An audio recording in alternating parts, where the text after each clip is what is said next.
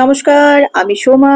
আজকে আবারও চলে এসেছি আরেকটি ইলিশ মাছের রেসিপি নিয়ে। আজকের রেসিপি ইলিশ মাছের মুড়ো দিয়ে ওল আলু বেগুনের ঘন্ট। একেবারে জমজমাট রেসিপি। গরম ভাতের সাথে একবার মুখে তুললেই বুঝবেন, আহা, এ যেন সেই আগেকার দিনের মা ঠাকুমার হাতের রান্না, যার গন্ধে মন প্রাণ ভরে যাবে। এক ঝলক দেখে নিন কতটা সুন্দর হয়েছে, আর ইলিশ মাছের গন্ধে কিন্তু পুরো রান্নাঘর মোমো করছে। রেসিপিটি প্রথম থেকে শেষ পর্যন্ত দেখুন, আশা করি আপনাদের ভালো লাগবে। তো চলুন রান্না শুরু করা যাক। দেখুন, এখানে ওল আমি ডুমো ডুমো করে 4 পিস কেটে নিয়েছি, একটু বড় বড় সাইজের নিয়েছি। আলুও নিয়েছি, এখানে আলুটাও বেশ বড় বড়। আর নিয়ে নিয়েছি বেগুন। তো এখানে সবজিটা আপনারা আলু আর বেগুনটা আপনাদের ইচ্ছে মতো নেবেন। তাছাড়াও আপনারা যদি শুধু ওল দিয়েও বানাতে চান সেটাও কিন্তু বানাতে পারেন। এখানে আমি একটু ওল এবং আলু আর একটু বেগুন দিয়েছি। এবার আলু এবং ওলটাকে আমি 1 কাপের মতো জল দিয়ে প্রেসার কুকারের মধ্যে একটা সিটি দিয়ে একটু হালকা ভাপিয়ে নেব।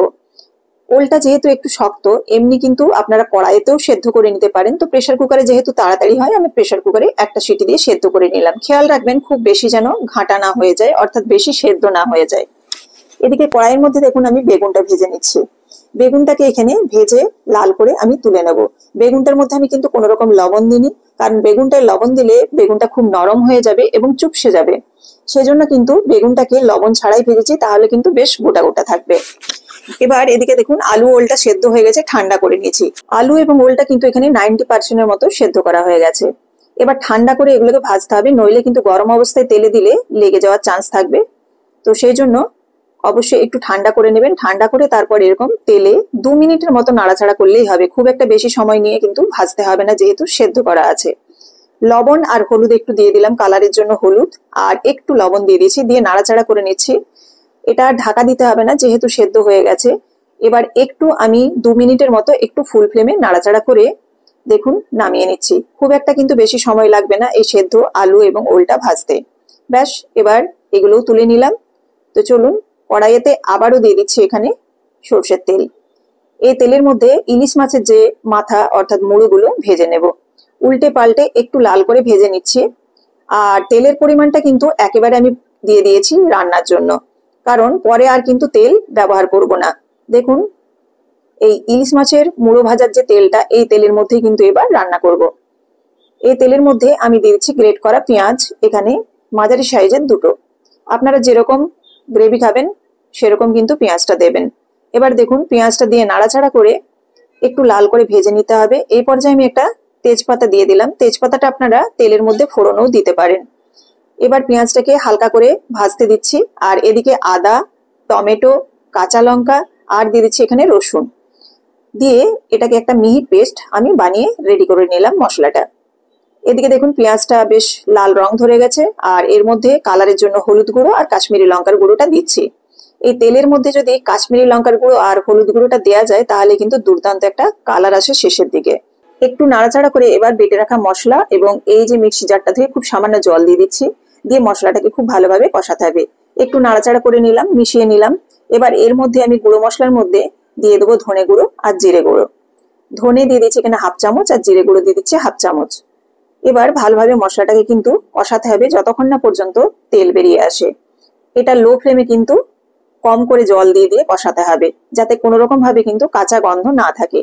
কাশ্মীরি লঙ্কার গুঁড়োটা দেওয়ার জন্য কিন্তু এত সুন্দর একটা কালার এসছে। তো আপনারা যদি কেউ কালারের জন্য কাশ্মীরি লঙ্কার গুঁড়ো ব্যবহার করতে না চান, সেক্ষেত্রে কিন্তু স্কিপ করে যেতে পারেন। শুধু কাঁচা লঙ্কা, যেমন আমি টমেটোর সাথে বেটে নিয়েছি সেরকম বেটে নিতে পারেন। দেখুন মশলাটা খুব ভালোভাবে কষানো হয়ে গেছে আর তেল বেরিয়ে এসছে। এই পর্যায়ে সেদ্ধ করে রাখা আলু আর ওলটা দিয়ে 1 মিনিটের মতো জাস্ট নাড়াচাড়া করে নেব। ভালোভাবে নাড়াচাড়া করে নিতে হবে। আর এদিকে মশলাটা কিন্তু আপনারা খেয়াল রাখবেন, খুব ভালোভাবে লো ফ্লেমে একটু সময় নিয়ে কষাতে হবে, যাতে কোনো রকম ভাবে মশলার কাঁচা গন্ধ না থাকে। এবার দেখুন এখানে আমি গরম জল ব্যবহার করছি।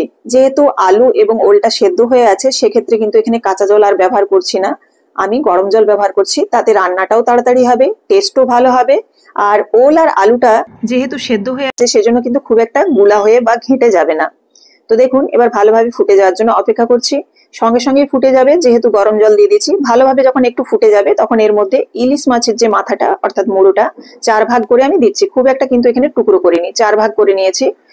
এবার ভালোভাবে ফুটে যাওয়ার জন্য অপেক্ষা করলাম। আর বেশ কিছুক্ষণ ফুটিয়ে নিয়ে এখানে চেরা কাঁচা লঙ্কা, চিনি আর দিয়ে দিচ্ছি পরিমাণ মতো লবণ দিয়ে একটু বেশ ভালোভাবে রান্না করে নিলাম আরো মিনিট 5 মতো লো ফ্লেমে।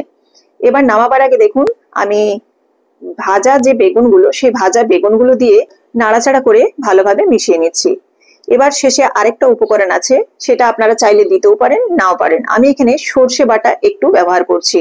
সর্ষের যে জলটা, অর্থাৎ আমি সর্ষেটাকে বেটে ছেঁকে নিয়েছিলাম, চিবড়েটা বাদ দিয়ে যে জলটা বেরিয়েছে সেটা কিন্তু এখানে মোটামুটি 3 থেকে 4 চামচের মতো দিয়ে দিলাম। এটাতে কিন্তু একটা অন্যরকম ফ্লেভার আসবে। তো পুরোপুরি এটা অপশনাল, শেষের দিকে আপনারা এটা চাইলে অ্যাড করতেও পারেন বা নাও করতে পারেন। ব্যাস, এবার ভালোভাবে ফুটিয়ে নিয়েছি। সর্ষে কিন্তু অনেকক্ষণ ধরে ফোটাতে হবে না, মোটামুটি আরো 3 থেকে 4 মিনিট লো ফ্লেমে ফুটিয়ে নিলে ব্যাস একদম দেখুন রেডি হয়ে গেছে। এবার চলুন সার্ভিং বোলের মধ্যে রেডি করে নিই। তো কেমন লাগলো রেসিপিটি আপনাদের অবশ্যই কিন্তু কমেন্ট করে জানাতে ভুলবেন না। আর যাতে অন্যান্য বন্ধুরাও দেখতে পায় সেজন্য কিন্তু অবশ্যই শেয়ার করে দেবেন। আর অবশ্যই একটা লাইক করবেন। ফেসবুক থেকে দেখলে অবশ্যই পেজটিকে ফলো করে দেওয়ার অনুরোধ রইল। আর যদি আপনারা ইউটিউব থেকে দেখে থাকেন অবশ্যই চ্যানেলটিকে সাবস্ক্রাইব করে বেল বাটনটি প্রেস করে দেবেন। বেল বাটন প্রেস করলে কিন্তু আমার রান্নার সমস্ত নোটিফিকেশন সবার আগে আপনাদের কাছে পৌঁছে যাবে। আবার দেখা হচ্ছে নতুন কোনো রেসিপির সাথে। সবাই ভালো থাকুন, ধন্যবাদ।